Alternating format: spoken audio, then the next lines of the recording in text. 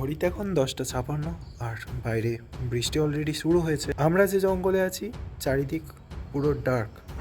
তাঁবুর বাইরে আমাদেরই লাইট জ্বলছে, তো আমাদের লাইট অফ হয়ে গেলে এখানটা পুরো ব্ল্যাক আউট। শহরের ভিড়, শব্দ আর ব্যস্ততাকে পেছনে ফেলে আমরা চারজন বেরিয়ে পড়েছিলাম এক অজানা অ্যাডভেঞ্চারের খোঁজে। গন্তব্য সেই পুরুলিয়া, যেখানে পাহাড়, জঙ্গল আর নির্জনতা মিলে তৈরি করে এক অন্য জগৎ। প্ল্যান ছিল সহজ, বাইক, দুটো টেন্ট আর অফবিট জঙ্গলের মধ্যে 2 দিনের ক্যাম্পিং। কিন্তু আমরা জানতাম না এই ট্রিপ শুধু একটা ভ্রমণ হবে না, এটা হয়ে উঠবে এমন একটা অভিজ্ঞতা যেটা আমাদের চ্যালেঞ্জ করবে, ভয় দেখাবে আর একই সাথে জীবনের সেরা মুহূর্তগুলো উপহার দেবে। এটাই হলো আমাদের পুরুলিয়া জঙ্গল ক্যাম্পিং এর স্টোরি।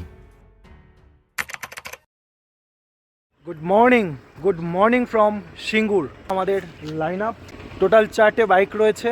আর আমাদের সাথে কে আছে একটু পরিচয় করিয়ে দিই। এই হচ্ছে সৈকত দা ফ্রম নৈহাটি, এখানে আছে বেয়ার্ডো রাইডার শানুদা, আর আমরা এখন আছি ভারত পেট্রোলিয়াম আমাদের সিঙ্গুরের যোগমায়া মেমোরিয়ালের পাশে। এখানে আমরা করব টিফিন ব্রেক।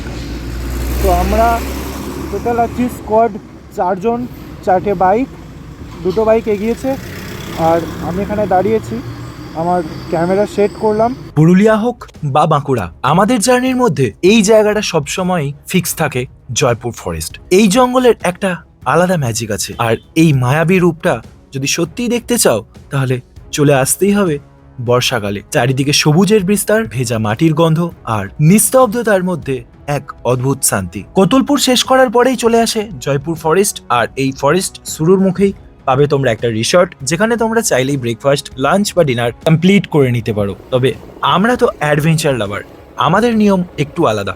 আমাদের ব্রেকফাস্ট হবে প্রকৃতির কোলে, জঙ্গলের ভেতরেই, একদম বন্য স্টাইলে।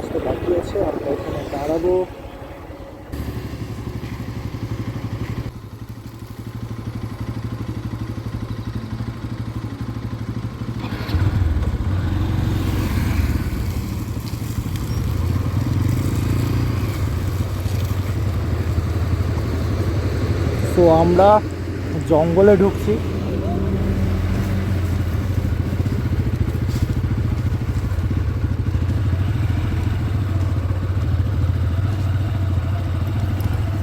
আহা,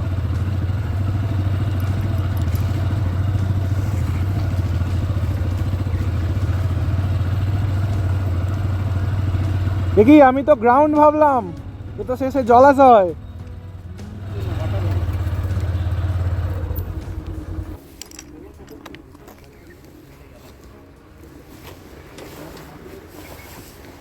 সো এই হচ্ছে আমার লিভো র্যাপটর, এদিকে SP 160 আর এদিকে আছে পালসার 200। সো এই হচ্ছে জয়পুর ফরেস্টের ভেতর আর একটা সুন্দর ওয়াটার বডি। এটা দূর থেকে যদিও আমি প্লেগ্রাউন্ড ভেবেছিলাম, তো ভাবলাম চলো আমাদের ব্রেকফাস্টটা এরকম একটা সুন্দর জায়গার মধ্যেই হোক। তো আমরা এখন অযোধ্যা পাহাড়ের একদম পাদদেশ শিরকাবাদ। তো শিরকাবাদে চলে এসেছি আর এই হচ্ছে ভিউ। আমরা এসেছিলাম ডিসেম্বরে, বাট এগুলো কিছু দেখা যাচ্ছিল না। আর এই হচ্ছে পুরো একদম ভিউ, আর এই হচ্ছে আমার লিভো। সো এই হচ্ছে সুবিশাল আখের ক্ষেত। শিরকাবাদের এই জায়গাটা তার আখের জন্যই বেশ বিখ্যাত। পুরোনো দিনের কথা বললে এই অঞ্চলটা ছিল অযোধ্যা পাহাড়ের পথে এক গুরুত্বপূর্ণ পথ, জঙ্গল, পাহাড় আর গ্রামের সংযোগস্থল। আর আমরা ঠিক করলাম একটু থামা যাক এই সবুজের মাঝে, কারণ এখানকার আসল মজা হলো একদম তাজা আখের রস। আমরা এখন শিরকাবাদের গ্রাউন্ডে আছি, বলতেই পারো পুরুলিয়া অযোধ্যা পাহাড়ের পাদদেশ বা গ্রাউন্ড। আর এই হচ্ছে এত সুন্দর একটা ক্লিয়ার ভিউ, মানে ডিসেম্বর, জানুয়ারি, শীতকাল এলে তোমরা এই ভিউটা কখনো পাবে না, একদম ধোঁয়াশায় মোড়া থাকে। তো এই হচ্ছে আখের ক্ষেত, যেটা শিরকাবাদে মোস্ট পপুলার, বিখ্যাত শিরকাবাদ এই কারণে আখের ক্ষেতের জন্য। আর এইখানে লাইন আপ হয়েছে, আর আমি আমার লিভোর একটা ছবি নেব বলে এই ভিউটার সাথে, তো এখানটায় আমি দাঁড় করালাম। এবার আমরা সমতল ছেড়ে উঠতে শুরু করেছি অযোধ্যা হিলের বুকে, আর এটাই সেই বিখ্যাত ইস্টার্ন, যেখানে রাস্তা যেন নিজের সাথেই লুকোচুরি খেলছে। 2024 সালের ডিসেম্বরে এই পথেই আমি প্রথমবার বাইক চালিয়েছিলাম, আর সেই অনুভূতি আজও ভোলার নয়। প্রথমবার বলেই ওটা ছিল আরও বেশি অ্যাডভেঞ্চারাস আর একটু ভয় মেশানো এক্সাইটমেন্টে ভরা। তারপর এই আঁকাবাঁকা পথ পেরিয়ে 4টে বাইক ছুটে চলেছে অজানা এক গন্তব্যের দিকে। বাইক এগোচ্ছে ধীরে ধীরে ওপরে, কিন্তু যতই আমরা ওপরে উঠছি ততই যেন আবহাওয়ার রূপ বদলাতে শুরু করেছে। হঠাৎ করেই ঠান্ডা হাওয়া বইতে শুরু করলো।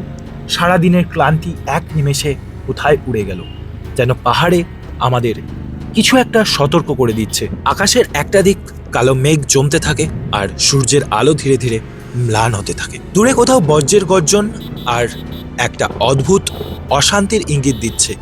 গাছগুলোও যেন হাওয়ার দাপটে কাঁপতে শুরু করেছে, আর সেই শব্দ পুরনো জঙ্গল এক ভয়ঙ্কর পরিবেশ তৈরি করছে। আমরা তখনও এগিয়ে চলেছি, কিন্তু মনের একটা অজানা চাপা ভয়, কারণ বুঝতে পারছি না ঝড়টা কত দূরে বা বৃষ্টিটা এখনই এলো বলে। আকাশ পুরো ঢেকে গেছে প্রায়, আর ফোঁটা ফোঁটা বৃষ্টিও শুরু হয়েছে আর এসে পড়ছে আমাদের হেলমেটের ওপর টুপটাপ করে।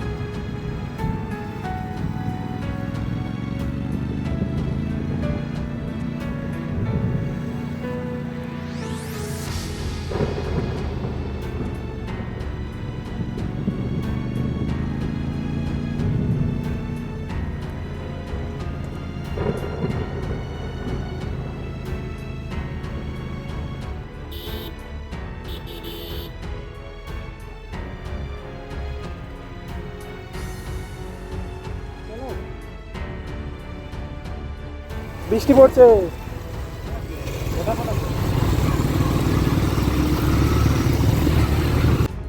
অবশেষে আমরা পৌঁছালাম অযোধ্যা হিলটপে, আর এই সেই জায়গা অযোধ্যা হিলটপ প্লেগ্রাউন্ড। পাহাড়ের মাথায় খোলা এক বিস্তীর্ণ প্রান্ত। এখান থেকে আমরা বাঁদিকে ঢুকবো, আর এই বাঁদিকে ঢুকলেই শুরু হয়ে যায় আদিবাসী গ্রামের রাস্তা।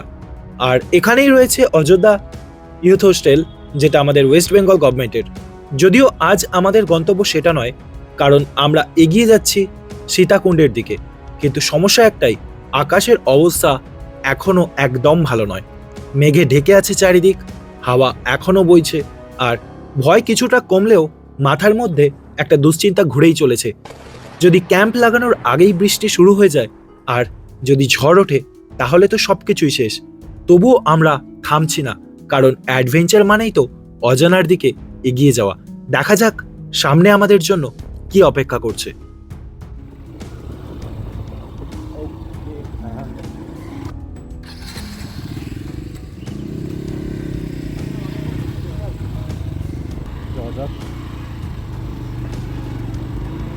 হাই লালো। সো আমরা হিলটপে চলে এসেছি, আর এই আমার লিভো সুপার পারফর্ম করেছে। সেফলি একদম পৌঁছে গেছি, তবে টাইমটা অনেক বেশি নিয়েছি, কারণ অনেক স্লো মুভমেন্ট হয়েছে আমাদের। তো এখনও ফান প্রচুর বাকি আছে। এই হচ্ছে আমাদের ক্যাম্পের জায়গা, আমরা এখানে ক্যাম্প করব।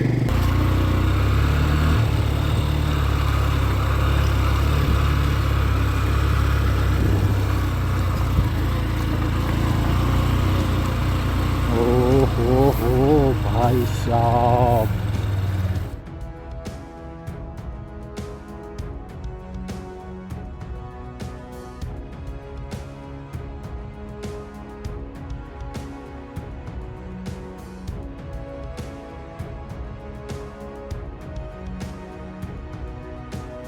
তো আমাদের স্ন্যাক্স কাম লাঞ্চ তৈরি হয়ে গেছে। আমাদের এবার খাওয়া দাওয়া শুরু হয়ে গেছে। আমাদের তাঁবু যেভাবে খাটানো হয়েছে সেটা তোমরা তো অলরেডি দেখলেই। আর এই হচ্ছে ওয়েদারের ভাইব। একটু সাইডটাও তোমাদের দেখাই। এই হচ্ছে ওয়েদার। আমাদের বাহনগুলো এখানে আছে। এখন ম্যাগি রান্না করে খাচ্ছি।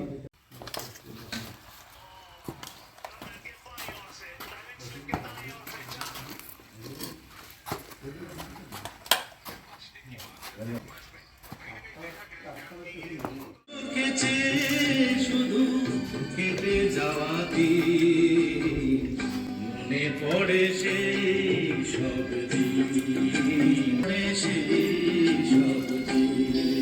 সো আমাদের ডিনার রেডি। জঙ্গল ক্যাম্পের এই হচ্ছে মেনু: চিকেন কষা, রাইস আর রুটি। আর আমাদের স্পেশাল সিকিউরিটি হচ্ছে এই যে লালু। লালু আজকে পাহারা দিচ্ছে। লালু চিকেনও পাচ্ছে, বিস্কুটও পাচ্ছে, তার সাথে আমাদের গাইডও করছে। মাঝখানে একটু ভয় দেখিয়ে দিয়েছিল, লেজ টেজ গুটিয়ে নিয়ে প্রচুর চেল্লাচ্ছিল, তো এখন শান্ত হয়ে গেছে। এই হচ্ছে আমাদের মিসাইল ম্যান।